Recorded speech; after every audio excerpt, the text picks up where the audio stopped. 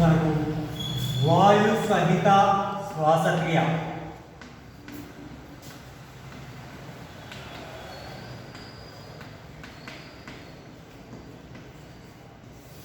వాయు సహిత శ్వాసక్రియ అంటే మనకు ఆక్సిజన్ సమక్షంలో లేదా వాయువులు కలిగినటువంటి ప్రదేశంలో మనకు ఆ వాయు జీవుల్లో జరిగేటువంటి శ్వాసక్రియ. కిన్వన ప్రక్రియ తీసుకుంటే ఆ వాయు జీవుల్లో జరుగుతాయి. ఇక్కడ వాయు పరిస్థితుల్లో మనకు ఈ శ్వాసక్రియ అంటే మనకు గ్లూకోజ్ అనేటువంటిది పూర్తిగా విచ్ఛిన్నం చెంది మనకు ఆక్సిజన్ తీసుకొని కార్బన్ డైఆక్సైడ్ని విడుదల చేసేటువంటి ప్రక్రియనే మనకు వాయు సహిత శ్వాసక్రియ అంటారు. మనకు గ్లూకోజ్ నుంచి పాక్షికంగా మనకు ఆక్సీకరణ చెంది ఒక గ్లూకోజ్ అణువు నుండి 2 పైరువిక్ ఆమ్లాలు ఏర్పడతాయి. దాన్ని మనం గ్లైకాలసిస్ అన్నాం. అయితే ఆ రకంగా గ్లైకాలసిస్ లోపల మనకు గ్లూకోజ్ నుంచి పైరువిక్ ఆమ్లంగా ఏర్పడిన తర్వాత 2 పైరువిక్ ఆమ్లాలు ఏర్పడిన తర్వాత పైరువిక్ ఆమ్లం అనేటువంటిది పైరువిక్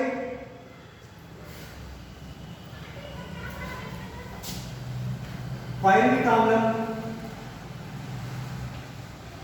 పైరువిక్ డీకార్బాక్సిలేజ్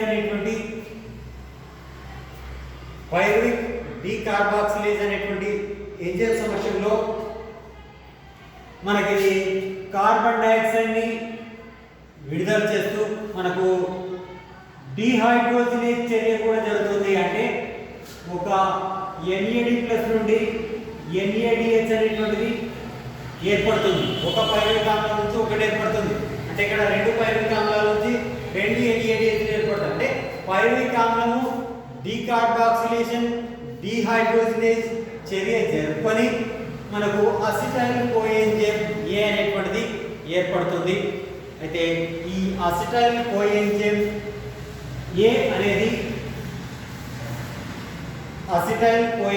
A అనేటువంటిది ఆక్సాలో ఎసిటిక్ ఆమ్లంతో కలిసి సిట్రిక్ ఆమ్లాన్ని ఏర్పరుస్తుంది. ఆ తర్వాత సిట్రిక్ ఆమ్లం అనేటువంటిది తిరిగి అనేక రసాయనిక చర్యలు జరిగి అసిటైల్ కోఎంజైమ్ A వరకు ఉన్నటువంటి దశను మనకు సిట్రిక్ ఆమ్ల వలయము అంటే మొదటగా ఏర్పడినటువంటిది సిట్రిక్ ఆమ్లం కాబట్టి సిట్రిక్ ఆమ్ల వలయం. లేదా దీన్ని రూపొందించినటువంటి శాస్త్రవేత్త హెన్స్ క్రెబ్స్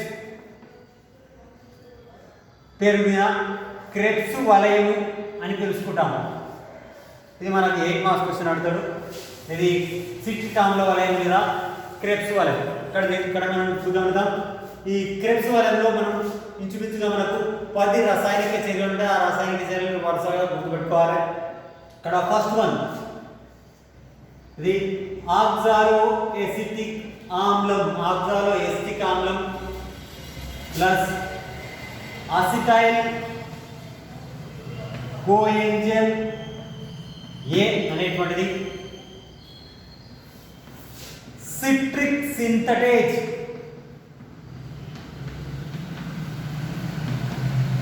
అనేటువంటి ఎంజైమ్ సమక్షంలో కొంత నీటిని తీసుకొని మనకు సిట్రిక్ ఆమ్లాన్ని ఏర్పరుస్తుంది.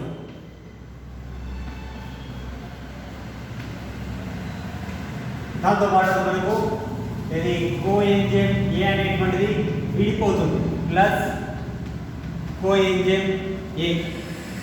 ఇది ఫస్ట్ ఈక్వేషన్.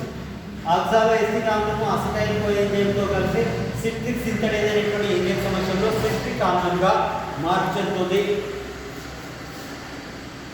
నెక్స్ట్ ఈ సిట్రిక్ ఆమ్లం అనేటువంటిది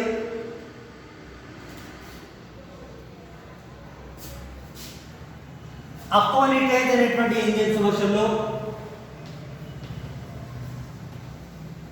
సిట్రిక్ ఆమ్లం అనేటువంటిది అకోనిటేజ్ అనేటువంటి ఎంజైమ్ సమక్షంలో సిస్ అకోనిటిక్ ఆమ్లం ఏర్పడుతుంది.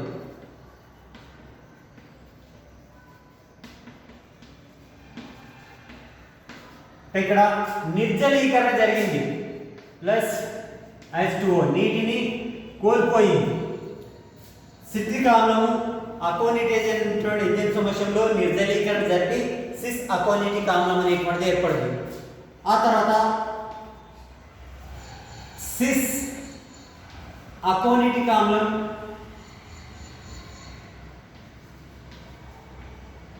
తిరిగి సజలీకరణ జరిపి ప్లస్ H2O అదే ఎంజైమ్ ఇది అకోనిటేజ్ అనేటువంటి ఎంజైమ్ సమస్యలో ఐసోసిట్రిక్ ఆమ్లం ఏర్పడింది. ఐసోసిట్రిక్ ఆమ్లం అనేటువంటి ఏర్పడుతుంది. చూడండి మొదటగా సిట్రిక్ ఆమ్లం ఏర్పడింది. సిట్రిక్ ఆమ్లం అకోనిటేజ్ ఎంజైమ్ సమస్యలో సిస్ అకోనిటిక్ ఆమ్లం, ఈ సిస్ అకోనిటిక్ ఆమ్లం తిరిగి ఐసోసిట్రిక్ ఆమ్లం, తిరిగి ఐసోసిట్రిక్ ఆమ్లం ఐసోసిట్రిక్ ఆమ్లం ఐసోసిట్రిక్ డిహైడ్రోజినేజ్ అనేటువంటి ఎంజైమ్ సమస్యలో ఆక్సాలోసక్సినిక్ ఆమ్లంగా మారుతుంది. ఆ హైడ్రోజన్ గ్రహీతగా NAD వివరించడం వల్ల NADH+H+ గా మనకు మారుతుంది. అంటే ఒక NADH అనేటువంటిది ఏర్పడుతుంది. దాన్ని మనం ఈక్వేషన్ రూపంలో రాసుకుంటే ఐసోసిట్రిక్ ఆమ్లం ప్లస్ NAD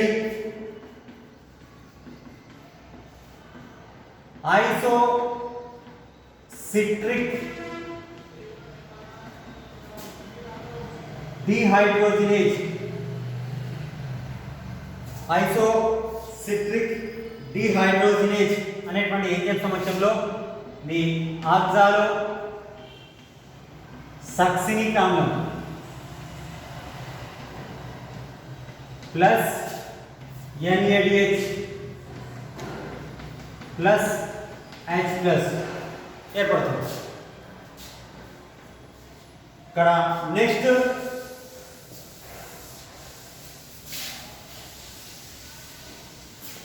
ఈ ఆక్సాలోసక్సినిక్ ఆమ్లం అనేటువంటిది ఆక్సాలోసక్సినిక్ డికార్బాక్సిలేజ్ అనేటువంటి ఎంజైమ్ సమస్యలో కార్బన్ డైఆక్సైడ్ ని కోల్పోయి ఆల్ఫా కీటో గ్లూటారిక్ ఆమ్లాన్ని ఏర్పరుస్తుంది. దాని ఈక్వేషన్ రూపంలో రాసుకుంటే ఆక్సాలోసక్సినిక్ ఆమ్లం ఆక్సాలోసక్సినిక్ డికార్బాక్సిలేజ్ ఎంజైమ్ సమస్యలో మనకు ఆల్ఫా కీటో గ్లూటారిక్ ఆమ్లం ప్లస్ కార్బన్ డైఆక్సైడ్ విడిపోతుంది కాబట్టి ఆ తర్వాత ఆల్ఫా కీటో గ్లూటారిక్ ఆమ్లం అనేటువంటిది ఇది ఆల్ఫా కీటో గ్లూటారిక్ ఆమ్లం ఆల్ఫా కీటో గ్లూటారిక్ డిహైడ్రోజినేజ్ అనేటువంటి ఎంజైమ్ సమక్షంలో మనకు హైడ్రోజన్ ని కోల్పోయి మనకు దానికి రైట్గా NAD వివరించడం వల్ల ఒక NADH ఏర్పడుతుంది. దాంతోపాటుగా మనకు కోఎంజైమ్ ఏ అనేటువంటిది చేరడం వల్ల సక్సినైల్ కోఎంజైమ్ ఏ అనేటువంటిది ఏర్పడుతుంది. అయితే ఇక్కడ ఆల్ఫా కీటో గ్లూటారిక్ ఆమ్లము ఆల్ఫా కీటో గ్లూటారిక్ డిహైడ్రోజినేజ్ అనేటువంటి ఎంజైమ్ సమక్షంలో రెండు చర్యలు జరుగుతాయి. డిహైడ్రోజినేజ్ చర్య జరుగుతుంది మరియు డికార్బాక్సిలేజ్ చర్య కూడా జరుగుతుంది. అంటే కార్బన్ డైఆక్సైడ్ కూడా తొలగిపోతుంది. దాని ఈక్వేషన్ రూపంలో రాసుకుంటే ఆల్ఫా కీటో గ్లూటారిక్ ఆమ్లం plus NAD plus coenzyme A alpha keto glutaric dehydrogenase అనేటువంటి ఎంజైమ్ సమస్యలో మనకేమైపోతుంది succinyl coenzyme A succinyl coenzyme A దీంతో పాటుగా మనకు ఉత్పన్నాలుగా ఇది కార్బన్ డైఆక్సైడ్ విడుదలవుతుంది plus NaDH plus H plus ఏర్పడతాయి. అంటే ఆల్ఫా కీటోగ్లూటారిక్ ఆమ్లము డిహైడ్రోజినేజ్ మరియు డీకార్బాక్సిలేషన్ చర్య ఆల్ఫా కీటోగ్లూటారిక్ డిహైడ్రోజినేజ్ అనేటువంటి ఎంజైమ్ సమక్షంలో జరుపుకొని ఇది సక్సినైల్ కోఎంజైమ్ ఏ ఏర్పడుతుంది. ఈ సక్సినైల్ కోఎంజైమ్ ఏ అనేటువంటిది సక్సినిక్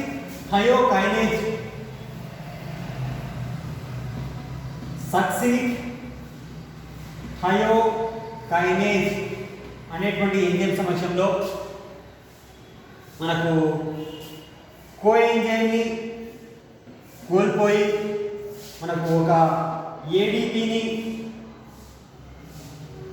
స్వీకరించి అది ఒక ఏటీపీగా మారుస్తూ సక్సినిక్ ఆమ్లంగా మారుతుంది. సక్సినైల్ కోఎంజైమ్ ఏ అనేటువంటిది ఈ కోఎంజైమ్ ఏ కోల్పోతుంది, ఇంకా దానితోగా మనకు ఏడిపి అనేటువంటిది ఏటీపీగా మారుతుంది. ఇది సక్సినిక్ ఆమ్లం ప్లస్ కోఎంజైమ్ ఏ ప్లస్ ఏటీపీ. సక్సినైల్ కోఎంజైమ్ ఏ అనేటువంటిది సక్సినిక్ థయోకైనేజ్ అనేటువంటి ఎంజైమ్ సమక్షంలో సక్సినిక్ ఆమ్లంగా మార్పు చెందుతుంది. ఇంకా నెక్స్ట్ సక్సినిక్ ఆమ్లం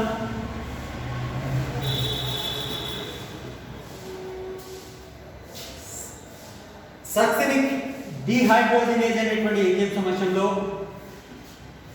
సక్సినిక్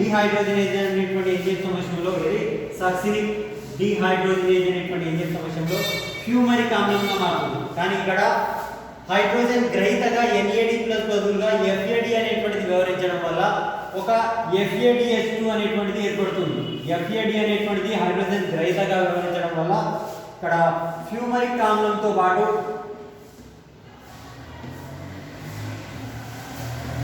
FADH2 అనేటువంటిది ఏర్పడుతుంది.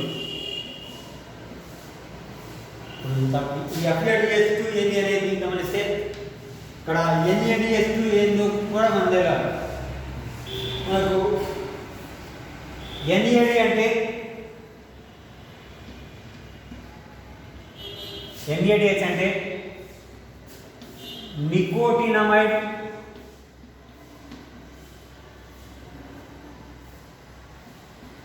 డైన్యూక్లియోటైడ్ నికోటినమైడ్ ఏముంది కాబట్టి అడినిన్ డైన్యూక్లియోటైడ్. ఇక్కడ FADH అంటే F అంటే ఇక్కడ నికోటిన్ నమైడ్ బదులు ఫ్లావిన్ అడినిన్ డైన్యూక్లియోటైడ్. అయితే అదేంటి అనేటువంటిది నెక్స్ట్ చూద్దాం. కాకపోతే ఇక్కడ హైడ్రోజన్ గ్రహీతగా అయింది సక్సినిక్ ఆమ్లం నుంచి ఫ్యూమరిక్ ఆమ్లంగా మారినప్పుడు డిహైడ్రోజనేజ్ ఎంజైమ్ సమక్షంలో హైడ్రోజన్ గ్రహీతగా FAD వ్యవహరించడం వల్ల FADH2 అనేటువంటిది ఉత్పన్నమవుతుంది. ఇక ఫ్యూమరిక్ ఆమ్లం అనేటువంటిది ఫ్యూమరేజ్ అనేటువంటి ఎంజైమ్ సమక్షంలో తిరిగి సజలీకరణం జరిగి అంటే నీటిని తీసుకొని ప్లస్ H2O ఇది ఫ్యూమరేజ్ అనేటువంటి ఎంజైమ్ సమక్షంలో మాలిక్ ఆమ్లంగా మారుతుంది. మాలిక్ ఆమ్లం ఫ్యూమరిక్ ఆమ్లం సజలీకరణ జరిగి ఫ్యూమరేజ్ అనేటువంటి ఎంజైమ్ సమక్షంలో సజలీకరణ జరిగి మాలిక్ ఆమ్లాన్ని ఏర్పడుతుంది. నెక్స్ట్ లాస్ట్ వన్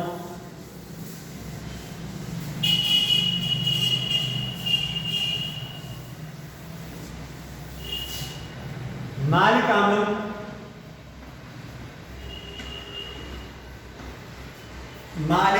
ఆమ్లం మాలిక్ డిహైడ్రోజినేజ్ అనేటువంటి ఎంజైమ్ సమక్షంలో మాలిక్ డిహైడ్రోజినేజ్ అనేటువంటి ఎంజైమ్ సమక్షంలో ఆక్సాలో ఎసిటిక్ ఆమ్లం ఏర్పడుతుంది. ఆక్సాలో ఎసిటిక్ ఆమ్లం ఏర్పడుతుంది. ఇక్కడ హైడ్రోజన్ గ్రహీతగా NAD+ వ్యవహరించడం వల్ల మనకు ఉత్పన్నాలు NADH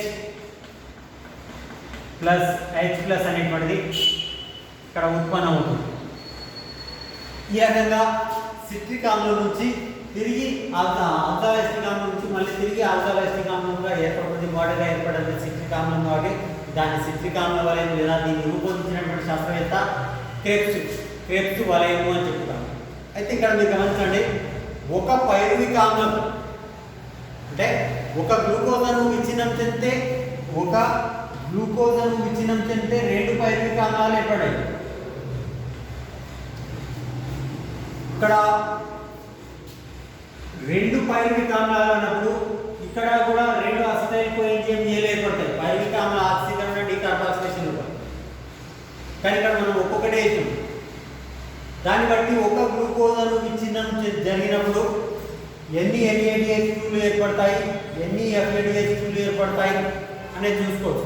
అయితే ఇక్కడ ప్రామాణికంగా మనకి ఇక్కడ ఎంట్రన్స్లో కానీ ఇక్కడ అంటే సిట్రిక్ ఆమ్లం లేదా క్రెబ్స్ వలయంలో లేదా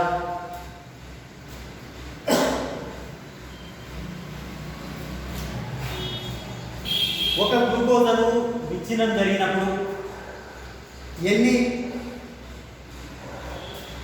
FADH2లు ఎన్ని NADH2లు ఏర్పడతాయి అనేదాన్ని అడుగుతాడు. దానికి మనకు ఈక్వేషన్ రూపంలో రాసుకుంటే ఒక పైరువిక్ ఆమ్లం నుంచి పైరువిక్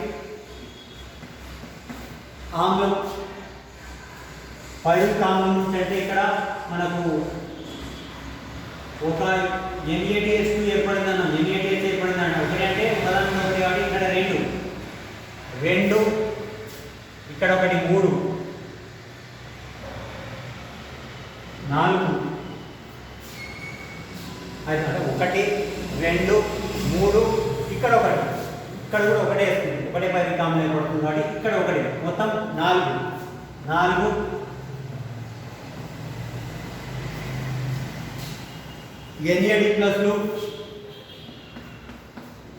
అదే రకంగా ఇక్కడ ఒక FAD+ అనేటువంటిది పాల్గొన్నప్పుడు ఇంకా దీంతో పాటుగా నీరు,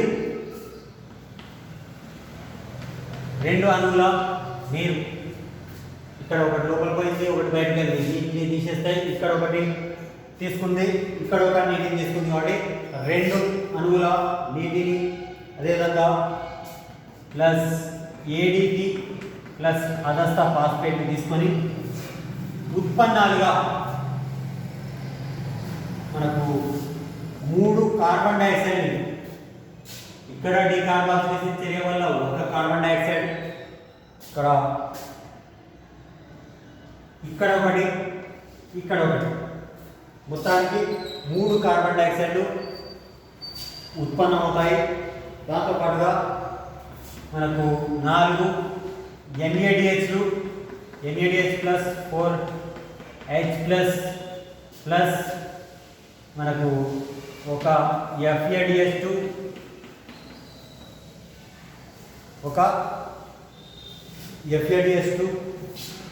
అంతేకాకుండా ఒక ADP వినియోగిస్తుంది కాబట్టి ప్లస్ ఒక AT. ఇది మనకు మైటోకాండ్రియా లోపల వాయు సహిత శ్వాసక్రియలో ఏవి తీసుకుంటాయి, ఏవి ఉత్పన్నం చేస్తాయి. అయితే ఇక్కడ ఒక పైరువిక్ ఆమ్లము మనకు స్వీకరిస్తే మనకు 4 NADH2లు ఒక FADH2 అనేటువంటిది ఉత్పన్నం అవుతుంది. కానీ ఒక గ్లూకోజ్ అణువు విచ్ఛిన్నం జరిగినప్పుడు అంటే ఇక్కడ 2 ఏర్పడతాయి. 2 కాబట్టి ఇక్కడ 8 అయితే అంటే ఇక్కడ మనకు 8 NADH2లు ఇక్కడ 2 FADH2లు ఇంకా 2 ATPలు మనకు ఇక్కడ ATPలు అనేది ఇచ్చిపెట్టడం దాని తర్వాత ఇక్కడ NADHలు FADH2లు మనకు పైరువిక్ ఆమ్లం నుంచి ఎంత ఏర్పడాలంటే ఇక్కడ 8 NADSలు మనకు 2 FADSలు ఏర్పడాయని చెప్పుకోవచ్చు. అంటే అది దేని నుండి విచ్ఛిన్నం జరిగినప్పుడు ఏ వేటి సంఖ్య అనేటువంటిది ఎంట్రన్స్ పరంగా మనకు అడుగుతుంది. అయితే ఇప్పటి వరకు శ్వాసక్రియలో భాగంగా మనకు కార్బన్ డైఆక్సైడ్ విడుదలైన చూసాం, మనకు ATP ఉత్పన్నమైన చూసాం. కానీ ఈ NADSలు ఇంకా ఈ FADSలు ఏ రకంగా ఉపయోగపడతాయి, అంతేకాకుండా ఇక్కడ ఆక్సిజన్ శ్వాసక్రియ అంటే ఆక్సిజన్ స్వీకరించినట్టున్నారు, ఆ స్వీకరణ ఏ రకంగా జరుగుతుంది అనేది నెక్స్ట్ క్లాస్ అవుతాం.